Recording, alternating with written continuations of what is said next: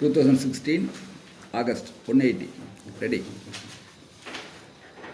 Mr. Chairman, sir, at the outset, I would like to express my gratitude to the honorable members on both sides of the House for participating in the discussion and making very valuable suggestions.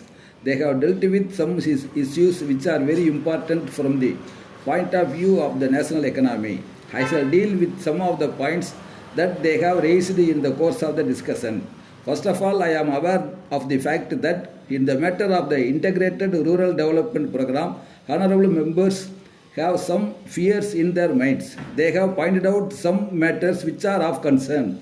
I would like to inform them that the question as to how the local people and the representative of the public can be involved in the implementation of the program is one of the issues which is engaging the attention of the government.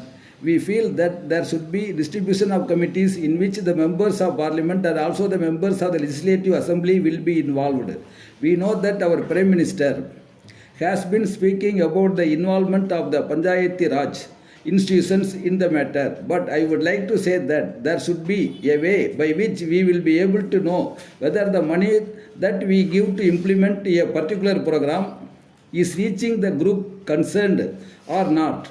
That is the major issue, and in this connection, I would like to inform the honorable members that there are also some states which are ruled by the opposition parties. So the position is the same everywhere.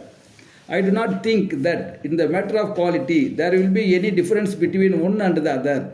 After all, it is only human weakness which is found almost everywhere. Honorable members would agree on this point of view that the poorest man expects that he should be properly helped.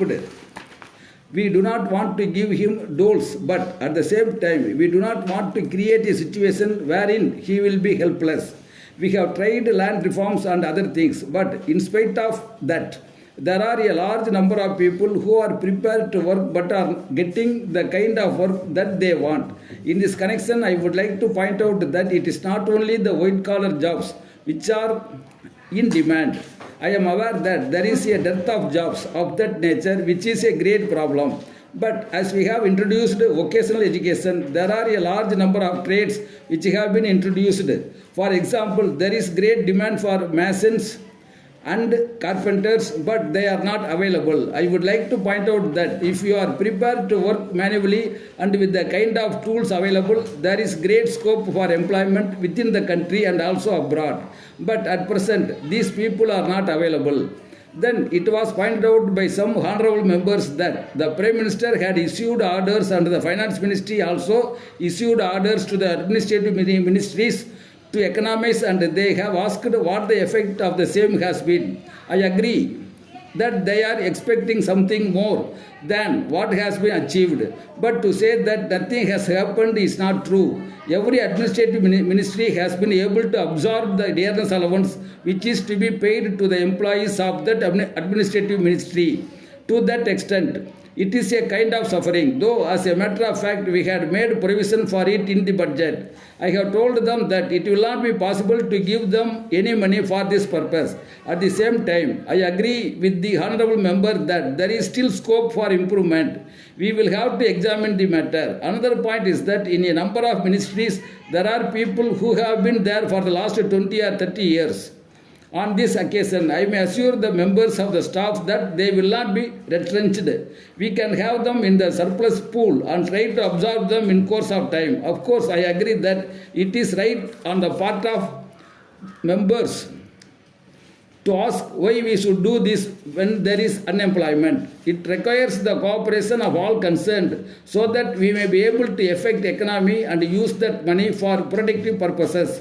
Otherwise, there is no reason why we should try to reduce the number of employees in each ministry. There are two things which I should bring to the notice of this House.